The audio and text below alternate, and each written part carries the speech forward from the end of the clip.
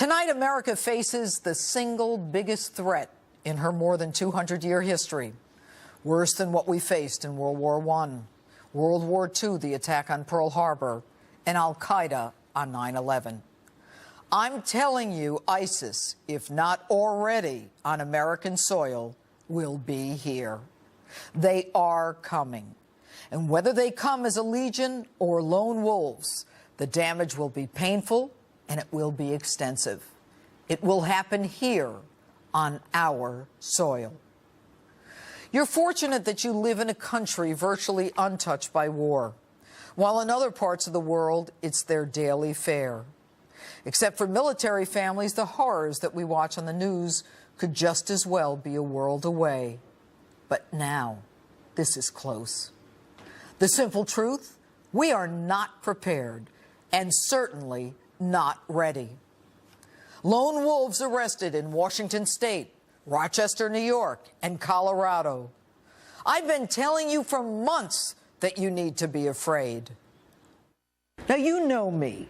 Most of the time, I'm fearless. I've spent my life fighting, investigating, prosecuting, and sentencing the worst of the worst. But tonight, I'm worried.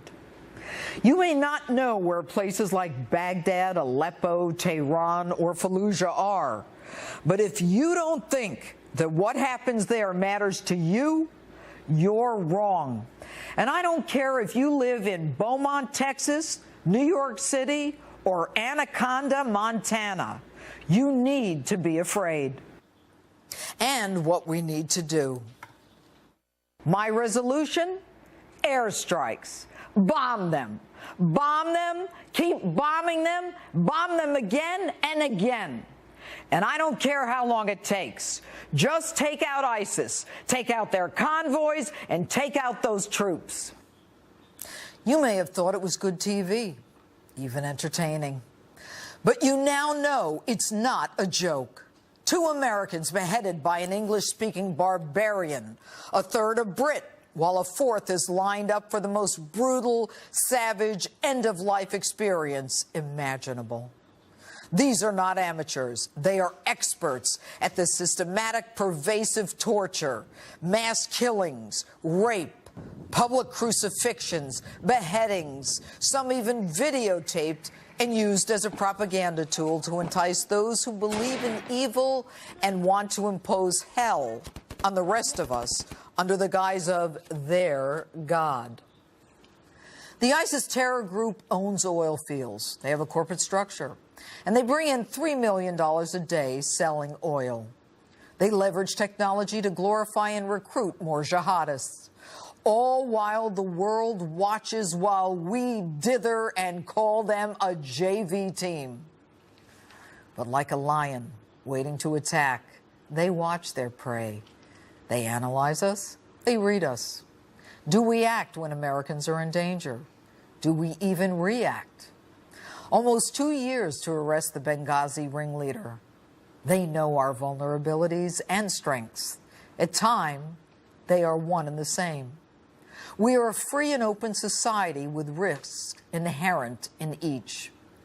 They know the border is not only open, they know they'll be welcomed with no papers at all.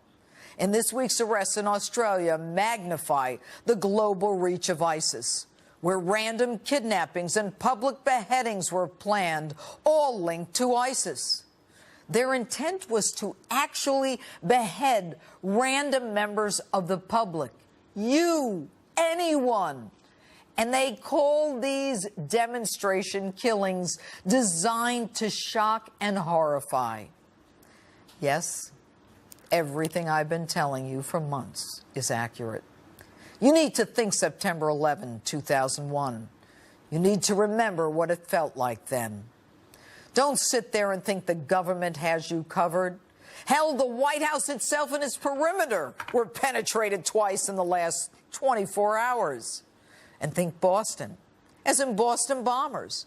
2 brothers, 1 a teen, here on asylum as victims of another country. We do everything for them.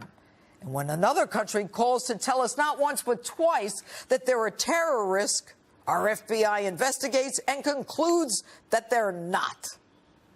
And when the older brother goes back and forth to the country from which he sought asylum, he's not stopped upon his return to the U.S. by ICE or Homeland Security. These two brothers had the whole city of Boston on lockdown with a couple of pressure cookers. FBI, state police, local police, ATF, all looking for one team. Do you think anyone would be able to respond to your needs in such a situation? Not a chance. No one is taking this seriously enough. If our government were listening, our borders would be closed. If our government were listening, we'd be bombing ISIS nonstop. And if they were listening, our president would be following the advice of the military experts united on the issue of boots on the ground.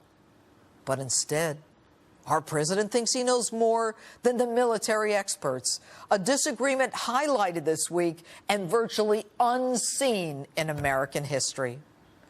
And if our government were listening, we would never have gotten out of Iraq the way that we did, with the consequences that George Bush predicted and even Leon Panetta said was a mistake. And if the government were listening, they would raise the terror threat level. When people are willing to commit war crimes on camera, they are not afraid of us. And if only you were listening this time, I'm telling you to batten down the hatches. Make plans to reach family members in the event of an emergency. Teach your children to be alert. Get supplies that might not be as easily available.